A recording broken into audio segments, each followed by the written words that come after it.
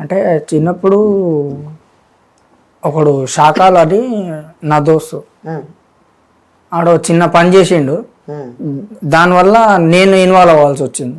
Okay. So దానివల్ల నేను remind అయ్యా. ఓ జైలు కూడా వెళ్ళారా? ఓకే. వెళ్తే అక్కడ పోగానే నాకు ఏం అర్థం కాలేదు. అందరూ కొత్త వాళ్ళు ఏదేదో అన్నారు, అర్థం కాలేదు. ఫస్ట్ రోజు ఏం అర్థం కాలేదు. సెకండ్ రోజు ఇక మొత్తం అంటే ఎక్కువ మంది ఉంటారు కదా, పెద్ద పెద్ద వాళ్ళు అది చేసి ఇది చేసి వస్తారు కదా. వచ్చినప్పుడు నేనేమో నా పర్సనాలిటీ ఇది, వాళ్ళు ఇట్లున్నారు ఒక్కొక్కళ్ళు హైటు గీటు మొత్తం. ఏంట్రా బాబు జూనియర్ ఆర్టిస్టులు అంతా ఈయనే ఉన్నారు అనుకున్నాను నేను. అయితే వీళ్ళు జూనియర్ ఆర్టిస్టులు కాదు, మెయిన్ విలన్లు అని చూసినట్టు కాదు, జైలు షాక్ అయినట్టు. చూడంగానే ఏంటి అనుకున్నా. అనగానే డైరెక్ట్గా మా ప్రిన్సిపల్ సార్ ఫోన్ చేశారు. ఫలానా ఆడికి ఏం తెలియదు, వాడికి ఏం తెలియని ఊళ్ళో మీరు తీసుకువెళ్ళిపోయారు, వాడికి ఏం తెలియదు అంటే నాకు అర్థం కాలేదు. ఒక 3-4 నెలలు ఉన్నా జైల్లో. ఓకే. చెర్లపల్లి అమ్మో డేంజరా. నాకు ఎటు అర్థం కాక ఇక తెలిసిందే కదా, జైల్లో వాళ్ళు ఇల్లు ఉంటారు, కొట్టేటోళ్ళు తిట్టేటోళ్ళు, ఏంట్రా నువ్వు ఏంద్రా బచ్చగాని అది అని చెప్పి ఊడ్చేటోడిని. బ్యారక్ అంటే బ్యారక్ ఉంటుంది, అందులో ఊడ్చేటోడిని అది ఇది చేసేటోడిని. సరే అని చెప్పి ఊడ్చేటోడిని. సాయంత్రం కాగానే ఫుడ్ టైంకి మాత్రం బాగా ఆకలేసేది, తిందామంటే అబ్బాయి ఫుడ్ బాగుండదు, పోదు. అదేదో చిరుత సినిమాలో పెడతారు కదా బయట పోయినప్పుడు అలా ఫుడ్. ఆ చిరుత అంటే గుర్తుకొచ్చింది, ఆ సినిమాలో కూడా ఉన్నా. చిరుత సినిమాలో ఉన్నావా? ఆడు గుడ్డు మింగేస్తాడుగా చిన్నప్పుడు, ఆడు పక్కన ఉండేది నేనే ఫ్రెండ్. ఓకే, అది కూడా ఉన్నావు. అంటే నువ్వు చెప్తున్న సినిమాలు అన్నీ ఉన్నావు, పెద్ద పెద్ద స్టార్ హీరోలతో కూడా నటించినావు. లైక్ జైల్ స్టోరీ కంటిన్యూ చేయా. ఆ ఫుడ్ నాకు నచ్చలేదు, తినకపోతుండే. అయితే మనకు బయటకించి పైసలు వేస్తారు కదా, వేస్తే పచ్చడి డబ్బా తీసుకుంటుండే. జైల్లో పచ్చళ్ళు ఫేమస్. ఏమో ఏం చేస్తాం, పచ్చడి డబ్బా తీసుకొని కొద్ది కొద్ది వేసుకొని తింటుండే. నాకు ఇక స్మోక్ గీప్ ఏమి అలవాట్లేదు, ఉంటే ఒకటే నవలాడమే, అది లేకుండా మనం ఉండాలి. సరే అని చెప్పేసి బియ్యం తీసుకుంటుండే. బియ్యం తీసుకొని దవడకి వేసుకుంటుండే.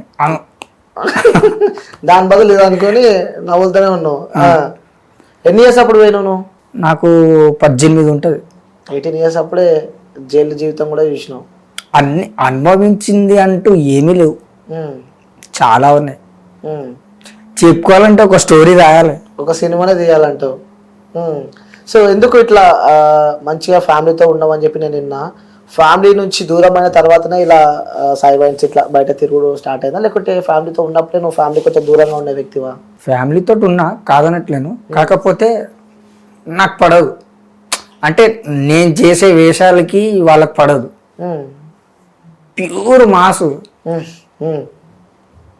ఇది అక్కడ పెట్టరా అంటే ఆ పెట్టుకోరా అంట డైరెక్ట్.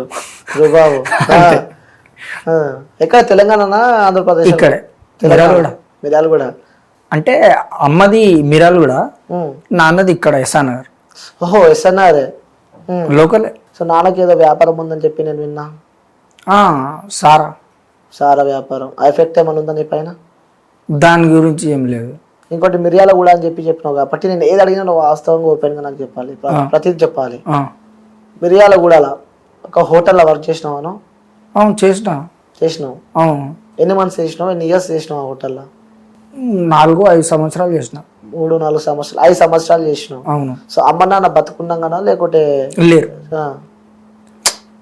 అంటే అప్పటికి నేను అడిగాను, అంటే మా వాళ్ళకి అసలు ఊరేది ఏం లేదా, ఇదేనా సిటీనా అంటే కాదరా మిర్యాలగూడ మీ ఊరు, మీ అమ్మది అక్కడ అంటే సరే అని చెప్పి అడిపోయా. అక్కడ పోతే ఫస్ట్ పోవడమే బాబు బాబు అని కౌలిచ్చుకు. దాని తర్వాత ఏం పని చేస్తావరా అంటే షూటింగే కదా నేను చేసేది, ఇంకేం లేదు అంటే సరే పని చేసుకో అన్నాడు. ఆ ఏ సమయంకి పోయాను, మనకు అది రాదు అంటే తెలియదు అవును. ఎక్స్పీరియన్స్ లేదు. సరే నేను ఇట్లా ఏదైనా పని చేసుకుంటా అంటే హోటల్లో చేసుకుంటా అంటే హోటల్కి పోయినా. ఉమ్, దాని పేరు సితారాటం ఏమో ఉంది, ఉమ్, అరుణాను ఏమో ఉంది. ఉమ్, అంటే మీరాలు కూడా bus stand, main bus stand లో ఆపోజిట్ హోటల్ అది, ఉమ్. అక్కడ చేశా. దాని తర్వాత దాబాలో చేశా, దావాలో. Night um. Night side. అంటే ఇక్కడ నువ్వు షూటింగ్లు మంచిగా చేసుకుంటా దాబాలా వర్క్ చేసినావు బాగానే. ఇక్కడ షూటింగ్ లాపి అక్కడ పోవడానికి కారణం ఏంది? దీనివల్లే అక్కడ నుంచి మళ్ళీ ఇక్కడికి? ఈడు చేయడం వల్లే. ఓహో, ఇష్యూ వల్లనే అటు వెళ్ళిపోయాను. మళ్ళీ అంటే ఎక్కువ రోజు కనపడొద్దు అని చెప్పేసి అటు పోయా. మరి అక్కడ నుంచి ఇక్కడికి ఎందుకు వచ్చినావు మళ్ళీ?